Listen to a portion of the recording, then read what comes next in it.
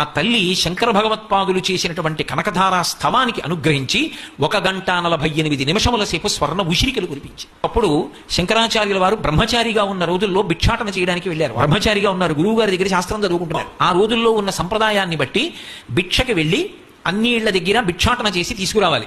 ఒక పేద బ్రాహ్మణి ఇంటి ముందు నిలబడ్డారు. బ్రహ్మచారి నిలబడి భవతి భిక్షాందేహి అన్నాడు. ఎవరు ఆ వచ్చినవాడు? సామాన్యుడు కాడు, కైలాస శంకరుడు, కాలడి శంకరుడిగా వచ్చాడు.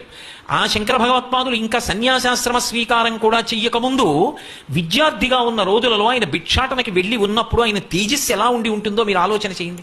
కాషాయం బట్ట కట్టుకుని వెడుతుంటేనే ఏకవస్త్రధారి అయ్యి అలా ఉంటారే, ఇక బ్రహ్మచారిగా నడిచి వెడుతుంటే నిజంగా బ్రాహ్మణి ఇంటి ముందు నిలబడ్డారు. అది ద్వాదశి. ఉసిరికాయతో పారణ చెయ్యాలి, ముందు ఉసిరికాయ తినాలి.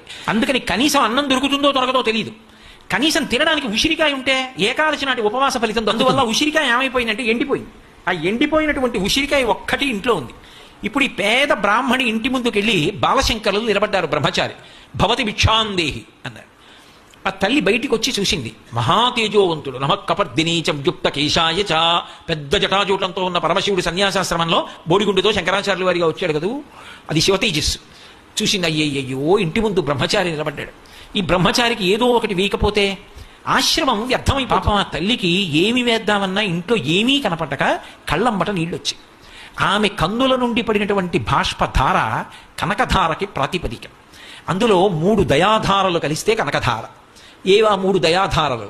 ఒకటి లక్ష్మీదేవత యొక్క దయాధార. శంకర భగవత్పాదులు ఈ లోకాన్నంతటినీ అనుగ్రహించాలని కనకధారాస్తవం చేశారు. అందుకని శంకరుల దయాధార. అయ్యో, బ్రహ్మచారి వచ్చాడు, ఏదో ఒకటి పెట్టాలనుకున్నటువంటి ఆ పిచ్చి తల్లి పేద బ్రాహ్మణి యొక్క దయాధార. 3 ధారల యొక్క పీనిక కనకధార. అప్పుడు ఆ తల్లి కన్నుల నీరు పెట్టుకుంది. అయ్యో, ఏమివ్వడానికి లేదే, ఉన్నదొక్క ఉసిరికాయ. ఇప్పుడు ఆ ఉసిరికాయ కనిచ్చేస్తే భర్త రిక్తహస్తాలతో ఇంటికి వస్తే ద్వాదశి పారణ కూడా జరగదు. అయినా బ్రహ్మచారిని రిక్తహస్తాలతో పంపించడం కన్నా ఈ ఉసిరికాయ అతనికి చేయడం మంచిది అనుకుని గబగబా ఉసిరికాయ తెచ్చి ఆయన జోలిలో వేసేసి, శంకరులు గమనించారు ఆమె పేదరికాన్ని, ఆమె కళ్ళలో నీళ్లని చూశారు. వెంటనే ఆయన లక్ష్మీదేవిని ఉద్దేశించి స్తోత్రం చేశారు. వందే వందారు మందారమిందిరానంద కందలం అమందానంద సందోహ బంధురం సింధురాననం అంగం హరేహ పులకభూషణమాశ్రయంతి భృంగాంగణేవ ముకుళాభరణంతమాలం అంగీకృతాఖిల విభూతిరపాంగలీలా మాంగల్యదాస్తు మమ మంగళ దేవతాయాః. అసలు బాలశంకరుల కవితా ప్రౌఢిమ అద్భుతం. లక్ష్మి అంటే చూపులతో కదూ ఆవిడ అనుగ్రహం అంతా, స్తోత్రం అంతా ఆవిడ చూపులి.